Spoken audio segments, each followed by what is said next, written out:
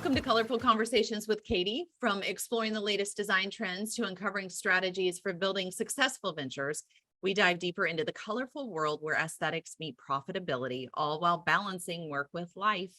Whether you're a budding designer or a savvy entrepreneur, this webcast is your go-to source for inspiration, insights, and a dash of lively conversations. Today's guest is going to be Wes Rutledge. Wes is a licensed architect in Illinois and Oklahoma with over 2 decades of experience. Very impressive. His impressive career spans a diverse range of projects, showcasing his team-centered and collaborative approach. Originally from Newport, Arkansas, Wes pursued his architectural education at Oklahoma State University before gaining valuable experience in Chicago for 5 years. For the past 15 years, more than really, he has been making significant contributions to the architectural landscape in Oklahoma. Beyond his professional accomplishments, Wes finds joy in being a devoted parent to his 13-year-old son and enjoys a fulfilling relationship with his girlfriend and her 3 boys. As an integral member of Beck Design, Wes continues to leave a lasting impact on the built environment through visionary designs and a dedication to creating sustainable and functional spaces for communities. So without further ado, welcome, Wes. We're so excited to have you on the show. Thanks, Katie. It's good to be here. Thanks for having me. Be here. I know I was thinking back on Wes and I first met a lot of years ago when I was pregnant with my first baby back in the day, working on the glass house over the Oklahoma interstate. And it's fun to come back full circle. It's been fun to watch each other's careers and see what we're up to and what we're doing. And we touch base from time to time. And Wes is my go-to when I have an architectural question as an architect. So that being said, what do you feel like, and that's kind of where I want to start today's conversation. What do you feel like designers don't understand when it comes to working with an architect? It's a good question. You know, and I have to recognize that there's probably a sentiment out there that sometimes it's difficult to work with an architect. I imagine you're never said that as designers ever, Wes. Well, maybe I could shed a little light on that. I think, please do. I think maybe a lot of that stems from, you know, when a builder wants to, or a owner wants to build a building, first person they contact is an architect. Typically, you know, you have to start with the design, and you know that architects tend to develop a vision for the building from the outset. They tend to have a vision for the interior as well as the exterior. So what I've found is best, and I think the key to it is if all the designers are around the table at the outset of the project and everybody knows what everybody's role is. You know, there's thousands of decisions that have to get made before a design is finalized for a building. Absolutely. And a lot of them are contingent on the decision before them. So, you know, when somebody someone else comes into the design process late in the game and make changes, they may not understand the ripple effect that has, you know, downstream or upstream, whichever stream that is. But, you know, decisions that have already been made get kind of short-circuited with late-minute decisions. I think there's some frustration there that happens with architects. But yeah, that would be my advice, is try to get in the process early. I so agree. It's interesting, you know, as designers, I often like to say we can design the Taj, but if you can't build it structurally, it doesn't matter, right? And so partnering, I think looking at it as a true partnership with your architect, and also encouraging the clients to say, hey, you're going to need a designer on this, and they should be here at the table now. We still run into this all the time. We have the building built, or we're 80% of the way there. Can you finish designing it?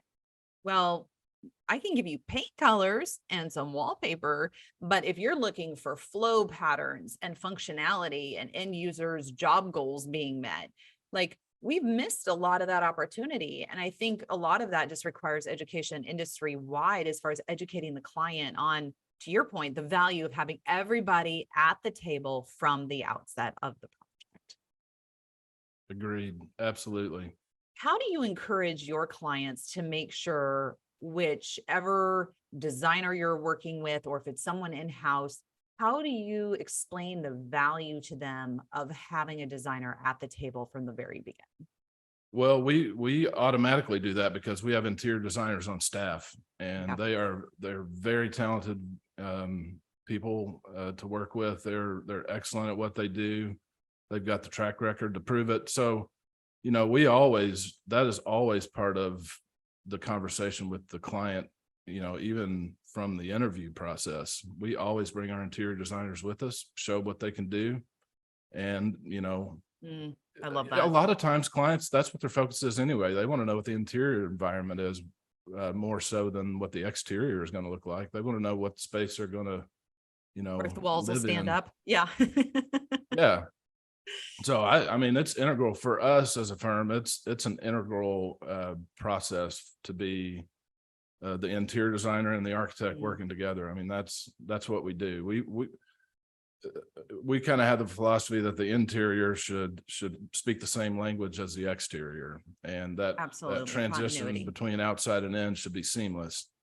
So, I mean, it's an integral part of the process for us. So at the risk of sounding like a Debbie Downer, I don't want to say maybe your top 3 pet peeves in working with designers. We'll flip it on its head and we'll say, what are the 3 things that designers can do to make their life better for the architect and the architect's life better for the designer? What are the 3 things that you would say top of mind that you're like, I love it when a designer does X, it makes my job so much easier and I want to work with them again? Right. Good question. Well, I tell you, the thing I liked working about with you, and, you know, you didn't really follow this process when we first met. You came on kind of late in the game, and Totally. you know, but you recognized the process. You've been through it before, and you weren't coming in trying to push your opinions on everybody, but you came to the table with, you know, great design decisions.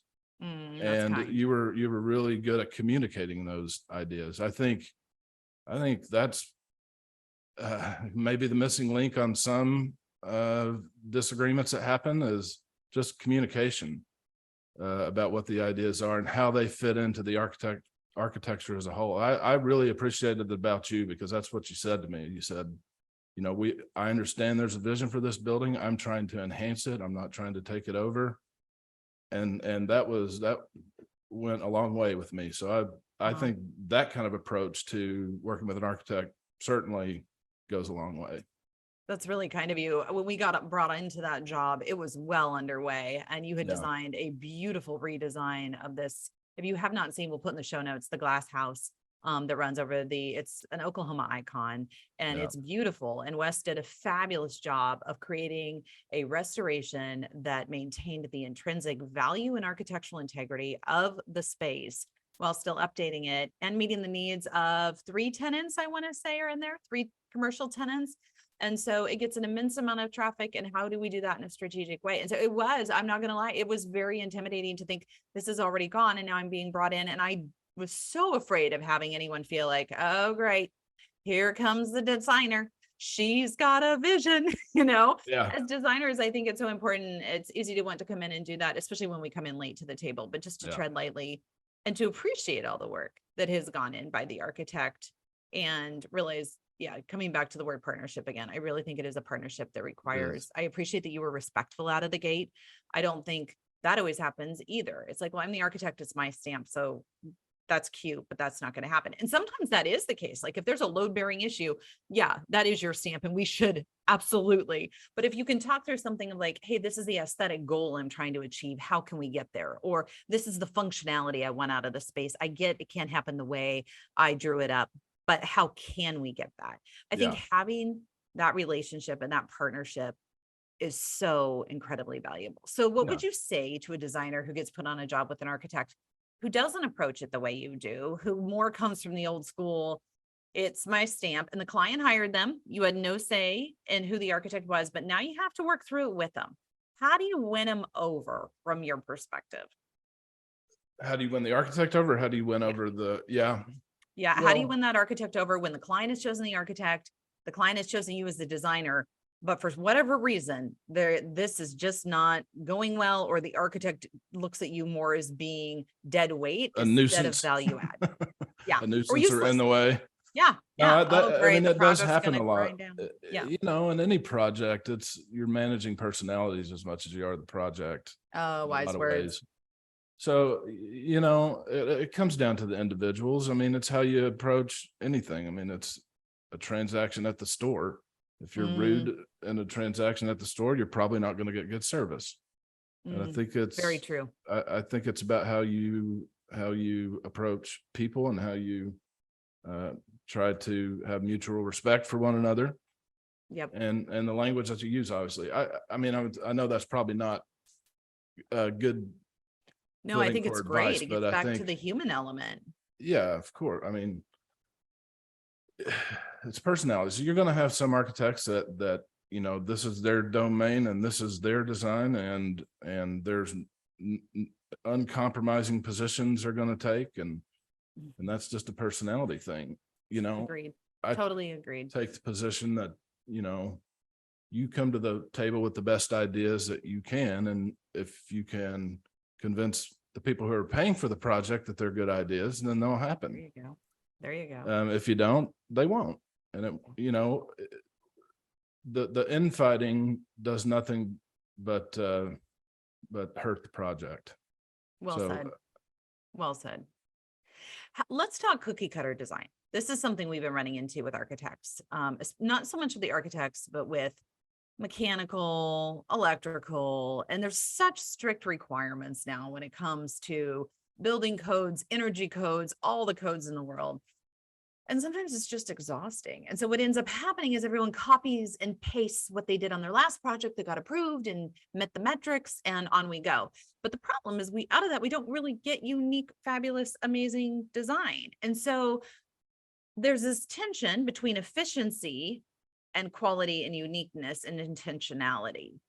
How do we balance that without ringing up a ridiculous tab for the client by creating something new every single time?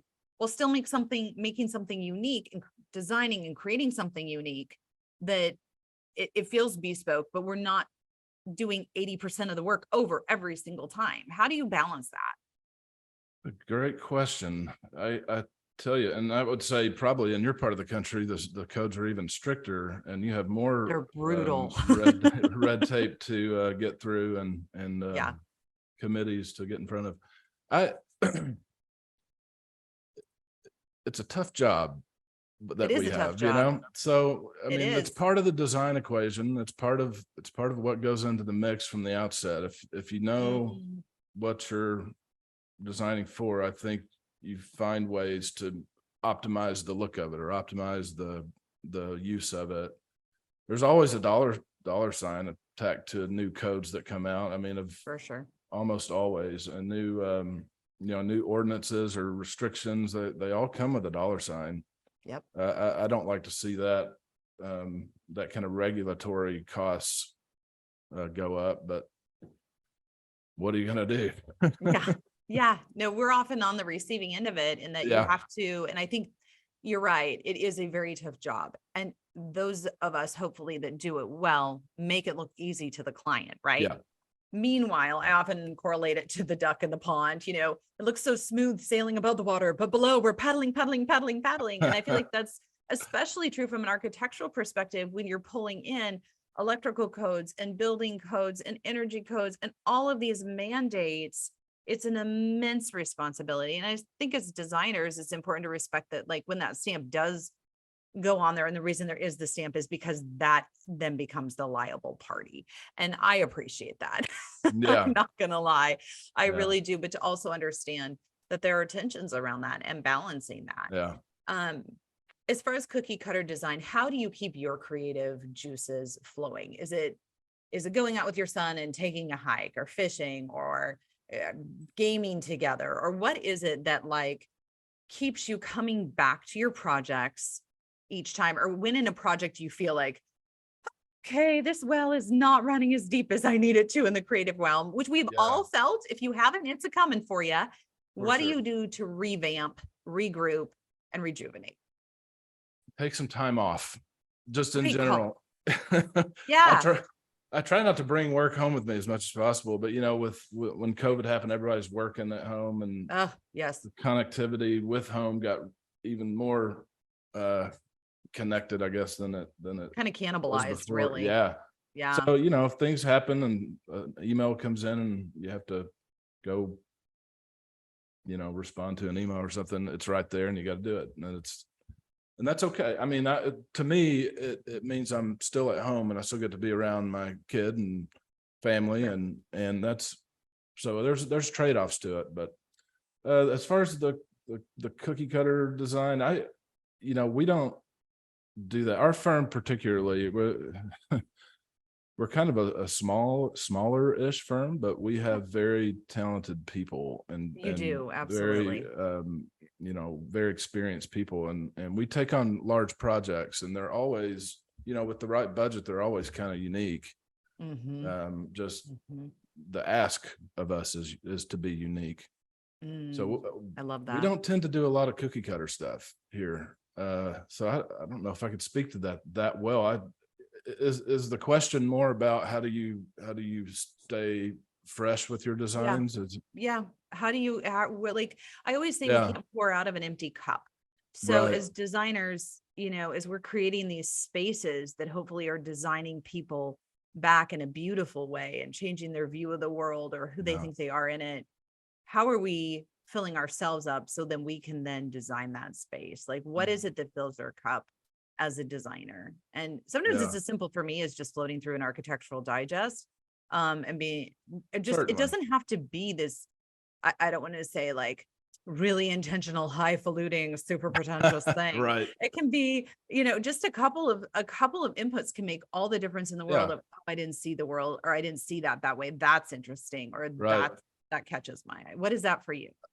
It's kind of the same, I mean, I'm obviously on social media like everybody else. And, Yeah. I subscribe to dzine and architectural pages of some sorts, and a Yep. lot of architectural sketching pages. I love that Oh. stuff. And I love to see new artists and what they're doing. So I Mm, kind of draw from that, I think. mhm, And of mhm, course you're going to take some inspiration from what others are doing. And for sure. obviously you don't want to repeat or copy or plagiarize what someone else has done, but just Absolutely. like you said, sort of that eye-opening moment. Oh, there's other things possible. And Mhm. then to me, that gets me going. That gets my mind going in a different direction. And then you plug into the project that's in front of you, and you make it, you tailor those ideas for that client Mm, and what's going on there. It helps you think, what are their needs? What does their environment need to look like or want to look like? And how do you want them to feel in those spaces? yeah. It just snowballs from there. I so agree with you. It was so interesting. We had the privilege of spending Christmas in Maui last year. Ah, cool. And I was actually working on a big project out of Phoenix at the time. And after being in Maui, which is chock full of blues and greens and hibiscus flowers that are these bright, vibrant pinks. Yeah. And I came back and did this building, and it was way more pigment than I probably would normally use. And the client absolutely loved it, which was great. But I'm like, Yeah. it felt really good dropping it into a Phoenix environment because Phoenix is literally getting so hot. Oh And so to gosh. cool that environment down, but I know that I would not have chosen those colors if I had not spent time. Actually, it breaks my heart. Actually, we were in Lahaina, which, as you know, is Oh, right. The is fire. burned now, is Yes. completely incinerated. And Gosh. it's fascinating to me to think of the story of design, and that I went and spent time in those spaces with those people and appreciated the beauty of that culture. And it changed me enough to come back and really change the way I designed a place in Phoenix. And the connection now between Maui and Phoenix, two diametrically opposed environments, especially from a natural standpoint, right? Mm. Um, and just the impact that that will have. Like, I love knowing that that is there, considering that that entire community is just heart-wrenching, is basically obliterated. Yes. I was Um, just looking at pictures of that. It's awful. it's devastating. Our hearts and purse go to the people of Maui in every single way. And it brings up an interesting point about nature and experience and travel. I think when we talked with Sue from Sherwin-Williams, which, by the way, we'll put a hyperlink to that episode as well, about what helps her choose colors every single year for Sherwin, and how does she go about choosing that. And she said, travel, travel, travel, travel, travel. And I feel like travel Yeah. is so powerful. And we don't have to think of travel as going to Maui or Italy and seeing beautiful frescoes and all those things. Sometimes Yes. it's just like going to the local park and reminding yourself of what nature feels like, and even the color story of nature, starting with black dirt and migrating up to white clouds and all the colors that come Mhm. in between. Like, is there a place you love to go that you feel like a natural place that rejuvenates you? I tell you, last year about this time, we were up in your neck of the woods in Seattle, and man, I've never been up there. I was just so blown away by how different it was, and the colors and just the atmosphere. I mean, and we saw some beautiful buildings. They've got some Mhm. great architecture up there It's and super really cool. nice community spaces. And I was really impressed by that area.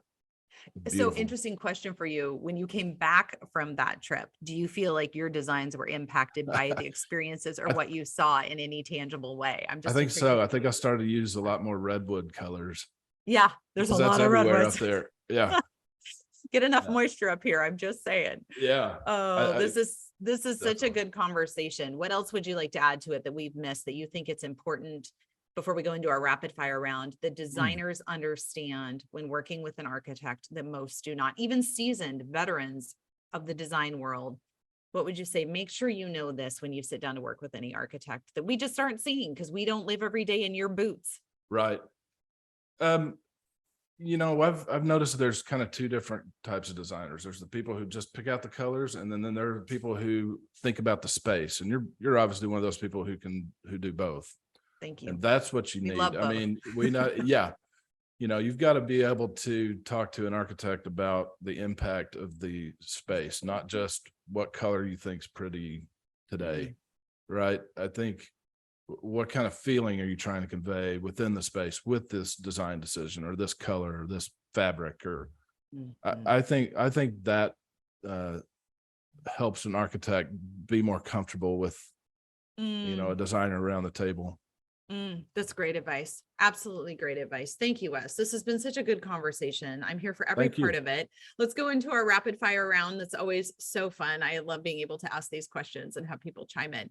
What is one book that you feel like has changed your life, be it personally or professionally, the most?